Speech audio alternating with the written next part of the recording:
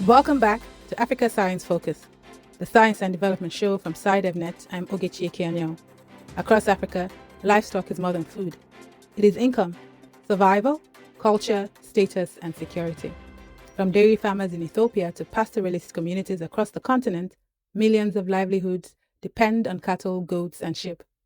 But as the world demands more meat, methane emissions are rising alongside it.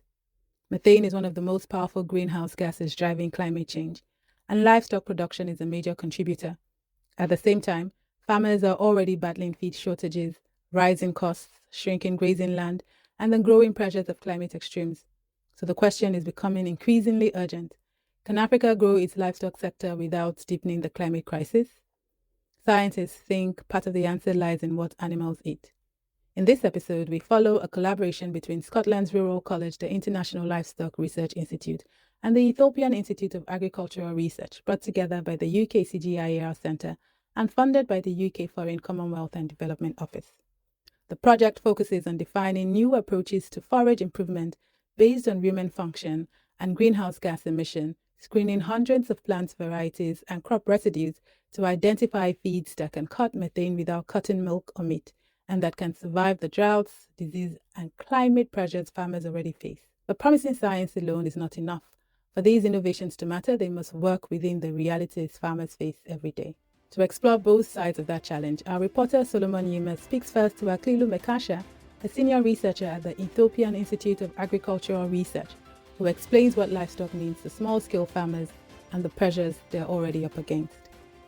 Livestock plays a very crucial role in the livelihood of the majority of the population, where more than 60 to 80% of the population of the Sub-Saharan Africa region is living in rural areas.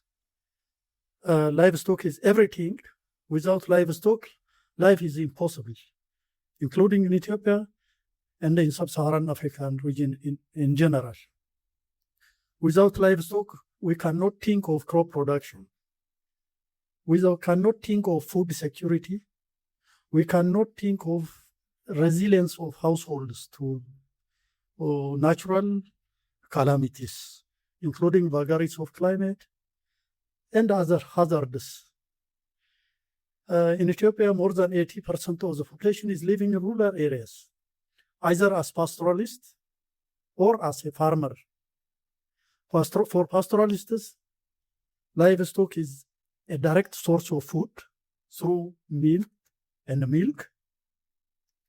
and also source of income for household through sale of animal and animal product. Whereas for the crop producers, livestock, apart from serving as a source of protein-rich food like meat, milk, it is an important source of draft power. And even the main purpose of keeping cattle in these areas is for draft purpose. Maybe milk and replacement animals are secondary, but the main purpose is for draft purpose. The coins are kept for transportation of agricultural produce from field to household, gardens or compound, and from household compound to the market, as well as in every movement of the farmers. Also, they play a role in providing fertilizer, natural fertilizer, organic fertilizer, the manure, which the farmers are using for their crop production. Also, they are using as a source of fuel. The manure, the cow dung is used as a source of fuel, and also animals are used as a saving. Without animal, the farmer cannot have a cash for whatever he needs to teach his children, for clothing, for medication, for salt, coffee, soap, and all others are mainly based on sale of animal products or the animal by itself. Livestock systems may be central to food security, but they also come with a less visible environmental cost. One of the most significant is methane, a greenhouse gas produced naturally during digestion in cattle and other ruminants. What may surprise listeners is that the animal itself does not produce the methane. It comes from the microbes living in the rumen, the large fermentation chamber that sits before the animal's true stomach. To understand how this happens, We turn to Professor Jamie Newbold, an animal nutritionist at Scotland's Rural College and one of the lead researchers on this project. He spent years studying the environmental impacts of ruminant livestock. Methane is produced in the rumen of cattle and sheep and goats. The actual animal doesn't produce any methane at all. It's the microbial fermentation that occurs in the gut of the animal that produces the methane. This microbial fermentation is what allows ruminants to use forages, grasses, things we can't eat. But as part of that fermentation, hydrogen is produced, and the microbes in the rumen then convert that hydrogen to methane. But we know that there's significant variation both between different animals, so there's a genetic effect from the animals. But what we're doing in this project, with my colleagues in ILRI and EIAR, is starting to understand the variation that is within the actual crops, the crop residues and the grasses, where different accessions have different methogenic capacity. What about rumen functions? So can you please just give us a brief about this? So the rumen's a very active fermentation vessel. It's before the true stomach of the animal. So all the food that ruminants eat, first of all, goes into the rumen. There it's fermented by a population of bacteria, protozoa, fungi, and also archaea. That fermentation produces volatile fatty acids, which are the main energy source of the animal, and also microbial protein, that is the main protein source of the animal. So the fermentation is vital for the animal to be able to survive and thrive on a diet of forage. Unfortunately, as part of that fermentation, methane is produced. And what we want to do is optimize the fermentation so the animal gets as much energy as possible, but minimize the amount of methane that is produced. Reducing methane emissions is far more complex than simply finding a single perfect feed. Researchers are trying to develop forage that does several things at once: reduce emissions, survive drought and diseases, and still provide enough nutrition for livestock. Professor Newbold and his colleagues have developed a new laboratory method that allows them to screen several hundred plant varieties in a single experiment, where previously they could only test 30 or 40 at a time. That shift is what makes it possible to search for low methane varieties at the scale plant breeding actually requires. And Professor Newbold believes that if plant breeding and animal genetics are brought together, methane from livestock could fall by more than half within 20 years. The main challenge is we've got to balance two things. When I was talking to my colleagues in the EIAR, they were very clear. They were interested in the project, but actually, the larger project, the problem for many Ethiopian farmers, is forage availability during drought. So what we have to bring together is finding varieties that are resistant to drought, resistant to disease, survive flooding, and are low methane. So it's not simply looking for the low methane as one thing, it's looking for the low methane combined with forages that are nutritious to the animal and can survive the changes that are occurring because of climate change. In the long term, we need to combine animal and plant breeding. We know the methane production in cattle and sheep, goats, is heritable. The type of microbes in the rumen is heritable. There are already projects ongoing, both in Scotland and in Italy, looking at that. But the true sweet point will be when we combine the plant breeding, the plant selection, with the animal genetics, so that we can have the right plant for the right animal in the right situation. And my estimates are that if we can do that, we can take methane production down by well over 50% over the next 20 years. And that in terms of making sure that we, one, have productive agricultural systems that feed people, but that we do so in a way that doesn't further damage the climate, feels to me like a major goal. Understanding the science of methane is only one part of the equation. Researchers are now working to identify specific feed and forage varieties that can improve livestock productivity and reduce emission at the same time. Baisa Hatu, is an animal nutrition scientist at the International Livestock Research Institute and a member of the same research team. He explains what the forage screening work looks like in practice and what the team hopes it can eventually mean for farmers across Africa. When we are talking about developed countries, the major problem in developing countries is scarcity as well as quality of feed resource. That's the way we can target to reduce methane production. Methane production in developing country is to increase productivity, not to reduce methane. Methane can be reduced by increasing productivity. That's so that we can decrease the intensity of methane produced here in animal. Right now, we are working on the way we can screen for the breeding purpose of forage as well as crops that have dual purpose, like teff. Teff is the main crop procedure that mainly used, especially in Ethiopia. So we're screening varieties of forage species that can produce less as well as give us better quality feed. We are looking for traits. That's trait when we assess genetic trait that's mainly responsible for the production of low methane, so that we can introduce this trait into other forests that can commonly used by farmers. For example, for labla, grass, what we call elephant grass, that's improved forage, so that we can introduce the genetic responsible that for producing low methane. What are the main barriers, I think, preventing small-scale farmers in Sub-Saharan Africa in general from adapting low methane livestock feeds? What is your assumption toward this? It's not only adapting the low methane feeds. There is a problem in adapting improved forage in general. We are talking about the main barriers are multiple. We can just, because livestock production in developing countries are seen as a secondary agricultural supporter as for crop. So the main barrier can be a land issue, the perception issue for the forage that farmers are having, the market is as well as forage are not normally cultivated and marketed as normal crop. That's another issue. The other one is not having access to improved forage species or varieties. These are some of the problems that hinders adaptation of improved forage. When we say improved forage, that's the one way of decreasing methane.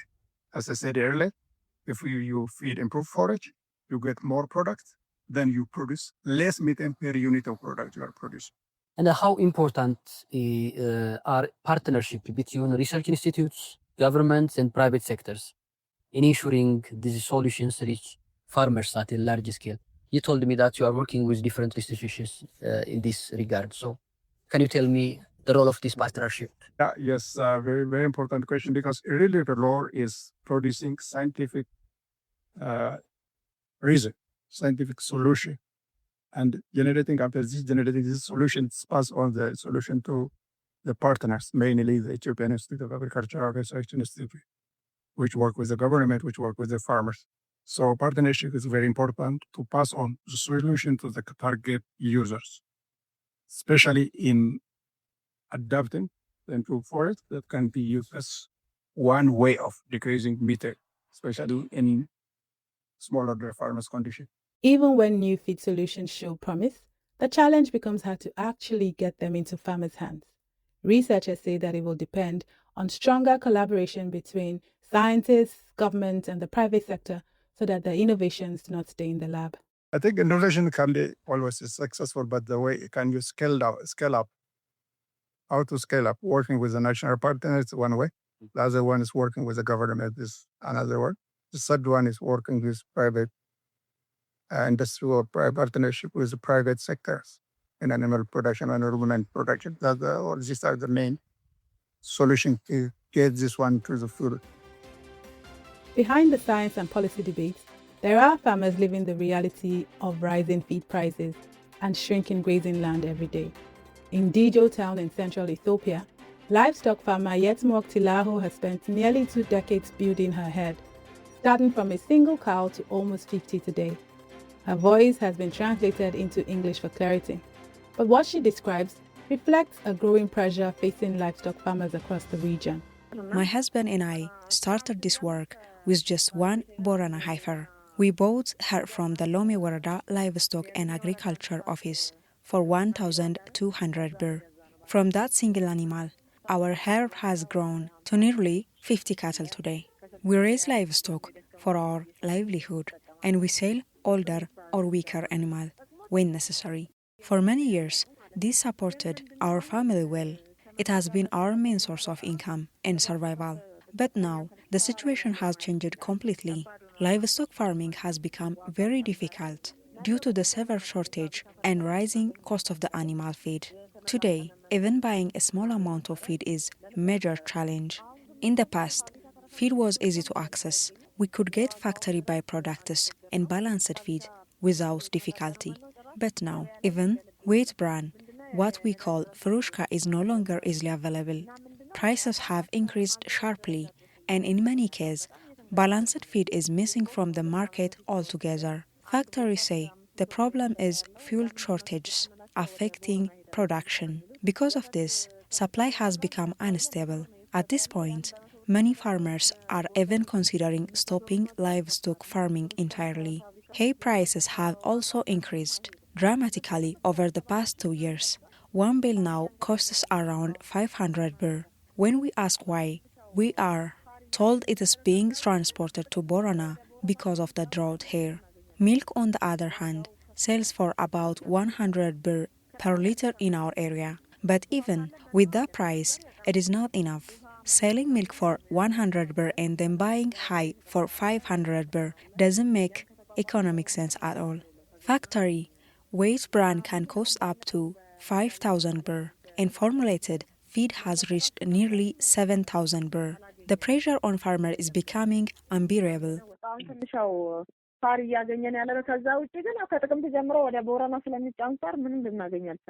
Before the shortage, I was producing nearly 300 liters of milk per day. But when feed became unavailable, production dropped to about 150 liters per day. To survive that period, I had to take repeated loan just to keep buying feed whenever it became available. Yet Mog's experience also points to a gap that many farmers recognize. Solutions exist, but reaching them is another matter. In the past, farmers like her were introduced to improved fodder varieties from agricultural research centers, which showed clear gains in milk production and feed efficiency. But keeping those gains has been a struggle, with access to better seeds and inputs becoming increasingly inconsistent. I once received improved sorghum varieties from the Mekasha Agricultural Research Center, Chalamko and Melkam. The results were very impressive. When we feed them to just 4 or 5 cows, milk production increased by up to 40 liters per day. During that time, even without wheat bran, the cows produced well because the fodder itself was highly nutritious. But we could only use those crops during the rainy season. For a while, the seed were supplied regularly, but for the past 2 years, that supply has stopped. I do not know if they are still available on the market. Still, the impact was clear. With proper fodder, just a few cows could produce much more milk every day. Once the seed supply stopped, those gains disappeared.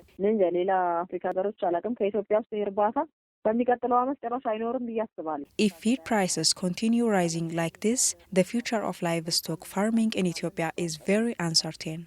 I do not know about other African countries, but here in Ethiopia, I fear that this way of life could disappear completely within the next few years if nothing changes. The pressure on livestock farmers is also being felt in Oromia, one of Ethiopia's largest and most agricultural regions, where both crop farming and livestock production are central to rural livelihoods.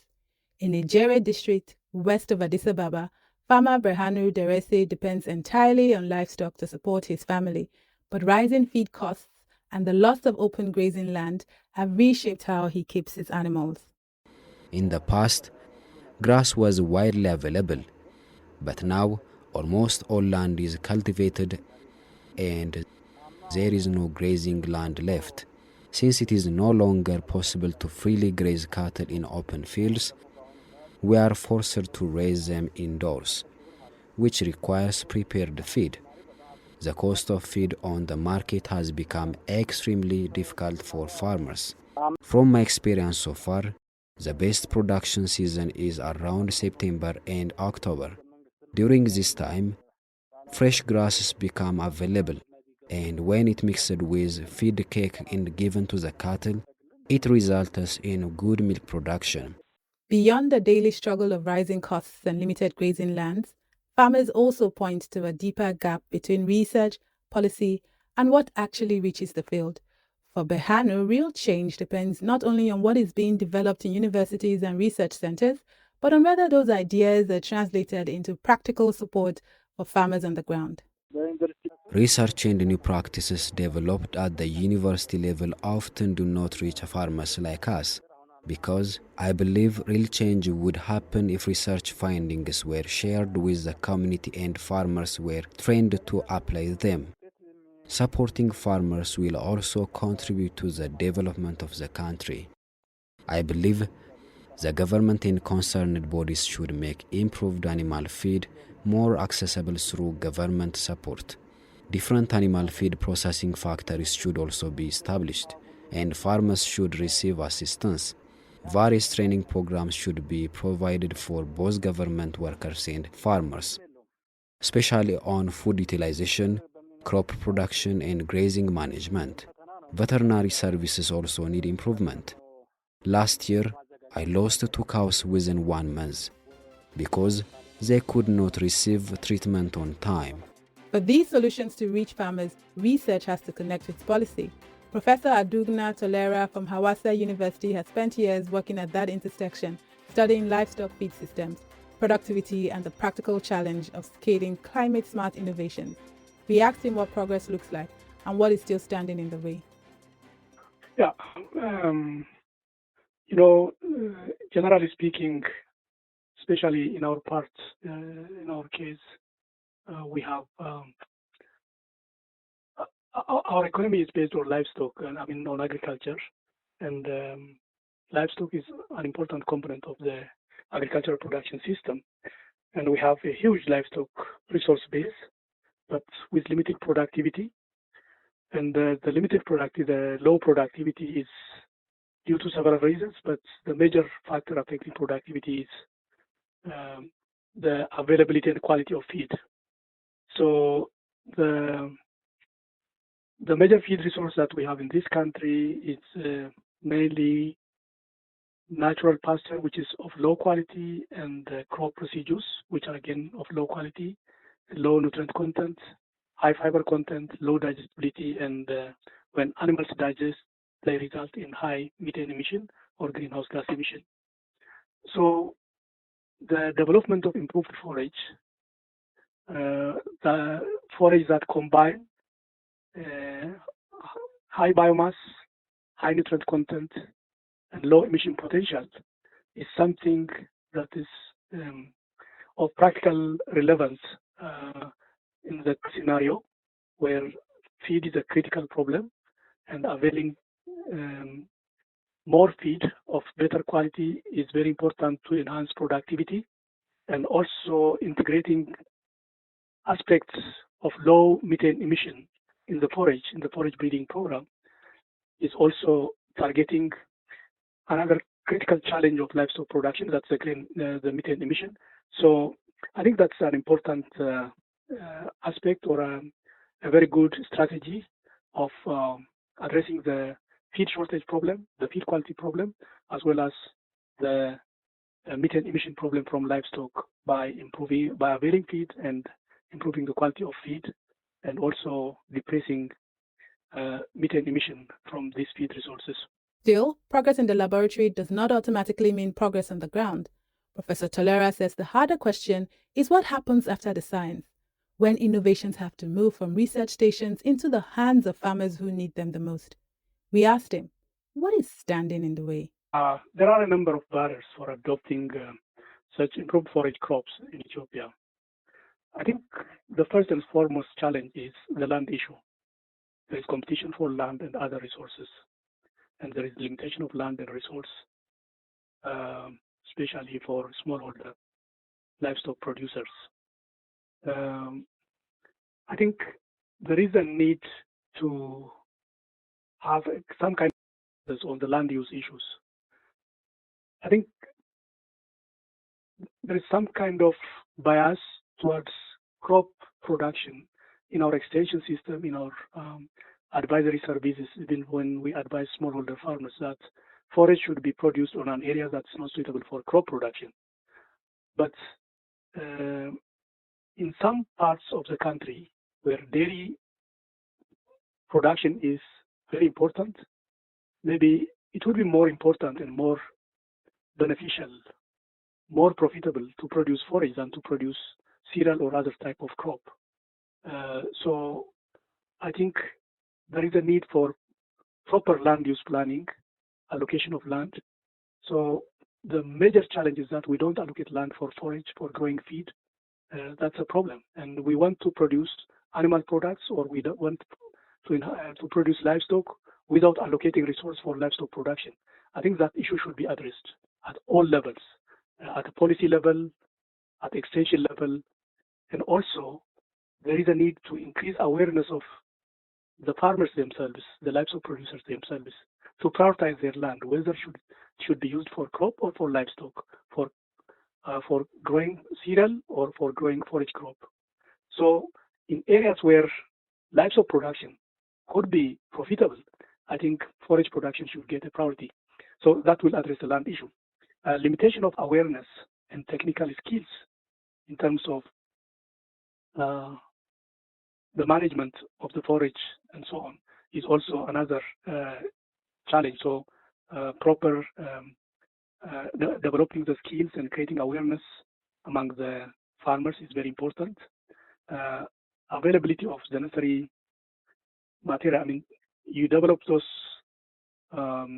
You can develop forage varieties that have got desirable qualities, but if there is no institution or if there is no anybody that can provide seeds or planting materials to the potential farmers or producers, then that would be also a challenge. So there should be a mechanism of availing seeds and planting materials also. Another issue is that for farmers to adopt, they should see the benefits of these new interventions, the benefits of the improved forage in terms of improving productivity of their animals, in terms of improving milk yield, growth rate of animals, in terms of improving their income and livelihood.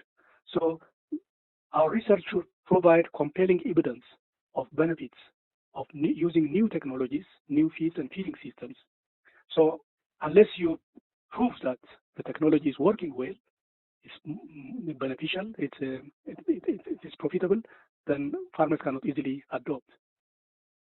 So availability, affordability of the necessary inputs like seeds and other planting materials and like fertilizer, if necessary, also is an important. If you are growing forage crops, there should be access to road and market linkage. Producing forage is to feed to animals, and when you feed to animals, is to increase productivity of animals. For example, if you produce milk in a remote area where there is no market linkage, there is no road access, farmers will not benefit from the increased milk production because they cannot sell it. So access to roads and market linkage are also important issues. And the relevant suitability of the improved technology to the local context and the resource base of the farmers' suitability to the local context where they are produced is also another barrier that needs to be addressed, in my opinion. We've heard from scientists working on new feed solutions and from farmers dealing with rising costs and shrinking grazing land. One idea keeps coming up in different ways: the effort to improve productivity, build climate resilience, and reduce emission all at the same time.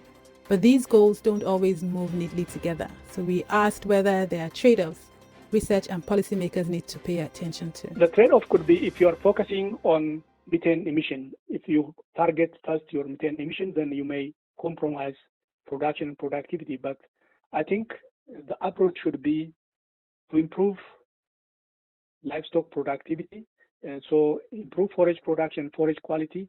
That will result in improved livestock productivity. If you do that, actually by improving productivity, you can reduce methane emission intensity by improving productivity alone without depressing methane emission. So I don't see if properly handled and properly implemented, I don't see the trade-offs. So they could be complementary. By improving productivity, you can enhance, you can reduce the emission intensity, the amount of methane emitted per unit of product. So I think that is what should be targeted in the research program. That's all from us this week at Africa Science Focus. If you want to find out more, head to the SciDevNet website, and that's www.scidev.net. This episode was produced by Cynthia Ihessie, with editing by Titilope Fadare and Ogechi Ekeanyao, and reporting by Solomon Yimer. I'm Ogechi Ekeanyao. And until next time, goodbye. Africa Science Focus is produced by SciDevNet and distributed in association with your local radio station.